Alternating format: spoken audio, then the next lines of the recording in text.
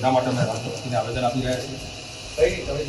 તો આ આવેદનપત્ર કલેક્ટર સાહેબ દ્વારા રાષ્ટ્રપતિને પહોંચાડો એવી અમે આપણી. વડોદરા સેન્ટ્રલ જેલમાં બંધ ચૈતર વસાવા માટે આમ આદમી પાર્ટીના નેતાઓ આજે કલેક્ટર કચેરીએ પહોંચ્યા હતા. વનકર્મી સાથેની લડાઈનો મામલો અત્યારે હાઈકોર્ટમાં ચાલી રહ્યો છે. 24મી ઓગસ્ટે આ મામલે હાઈકોર્ટમાં વધુ એકવાર સુનાવણી થવાની છે. તે વચ્ચે આમ આદમી પાર્ટીના નેતાઓ ચૈતર વસાવાને બચાવવા માટે અને તેમનો આ મુદ્દો રાષ્ટ્રપતિ સુધી પહોંચાડવા માટે આજે તાપી કલેક્ટર કચેરીએ પહોંચ્યા હતા, જ્યાં તેમણે કલેક્ટર કચેરીએ જઈને જે સહી અભિયાન ચલાવવામાં આવ્યું હતું તે તમામ સહીઓ અને સબૂતો સાથે પોતાની વાત મૂકી હતી અને કહ્યું હતું કે આ મામલો રાષ્ટ્રપતિ સુધી પહોંચાડવામાં આવે. ત્યારે આમ આદમી પાર્ટીના નેતાએ આ મામલે શું કહ્યું તે સાંભળ્યું. જય આદિવાસી. આપ સૌ જાણો છો એમ કે ડેડિયાપાડાના આમ આદમી પાર્ટીના આદિવાસી ધારાસભ્ય શ્રી ચૈતરભાઈ વસાવાને એમના પ્રજાજનોના પ્રશ્નો સાંભળતા, પ્રજાજનોની મુશ્કેલી સાંભળતી વખતે ફોરેસ્ટ કર્મચારીઓ સાથે જે બોલાચાલી થઈ એમાં સરકારે એમના પર ખોટો કેસ દાખલ કર્યો, ખોટા પુરાવા ઊભા કર્યા અને સેશન્સ કોર્ટ દ્વારા એમને સજા અપાવી. અને એની વિરોધ આ ગુજરાતનો આદિવાસી સમાજ, દલિત સમાજ, વંચિત સમાજ, શોષિત સમાજ અને દરેક સમાજ આક્રોશિત થયો છે. અને આ સરકારને કહેવા માંગે છે કે તમે લોકોનો અવાજ બનનાર ધારાસભ્યને, એના અવાજને તમે ક્યાં સુધી દબાવી શકશો.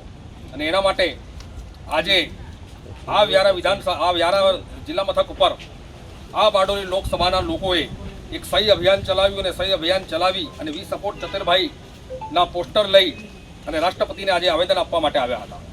આજે કલેક્ટરશ્રી દ્વારા અમે રાષ્ટ્રપતિને આવેદન પહોંચાડવા માંગતા હતા, પણ આજે ઓફિસમાં કલેક્ટરશ્રી પણ હાજર નથી અને રેસિડેન્ટ અધિક કલેક્ટર પણ આજે અહીંયા હાજર નથી.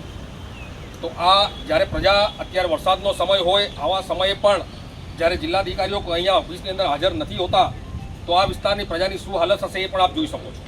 તો આજે અમે મામલતદારશ્રીને આનું આવેદન આપ્યું છે અને અમે રાષ્ટ્રપતિને વિનંતી કરીએ છીએ કે ગુજરાતની ભાજપ સરકારે જે ચૈતરભાઈ વસાવા ઉપર ખોટા કેસ દાખલ કરીને એમને સજા અપાવી છે એમાંથી એમને તાત્કાલિક મુક્ત કરે અને ફરી પાછા લોકોની વચ્ચે લોકો માટે લડતા કરે એવી જ અમે ઈચ્છા રાખીએ છીએ. જોહાર, જય આદિવાસી.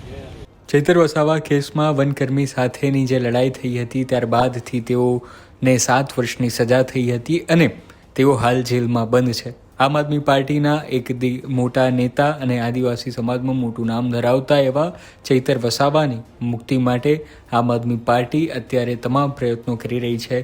ત્યારે હાઈકોર્ટમાંથી 24મી ઓગસ્ટે વધુ એકવાર સુનાવણી થવાની છે. પાછલી 3 સુનાવણીઓમાં હાઈકોર્ટમાં ચૈતર વસાવાના વકીલ અને સરકાર તરફના વકીલો છે, બંને તરફથી ખૂબ વધારે જોરદાર દલીલો કરવામાં આવી હતી અને 24મી તારીખે એ જોવાનું રહ્યું કે ચૈતર વસાવાને જામીન મળે છે કે નથી મળતા. તેમનું ધારાસભ્યનું પદ પણ આ જ સુનાવણી સાથે પણ જોડાયેલું રહેવાનું છે. તેઓ બહાર આવે છે કે નથી આવી શકતા, તેમની ઉપર જે પાછલા ગુનાઓ હતા તે તેમને નડશે કે કેમ.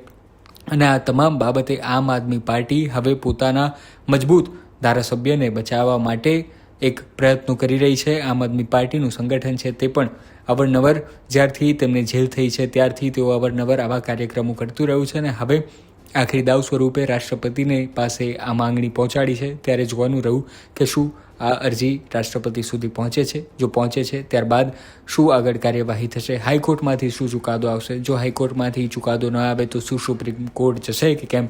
આ તમામ સવાલોના જવાબ માટે જોતા રહો ગુજરાત તક. ધન્યવાદ.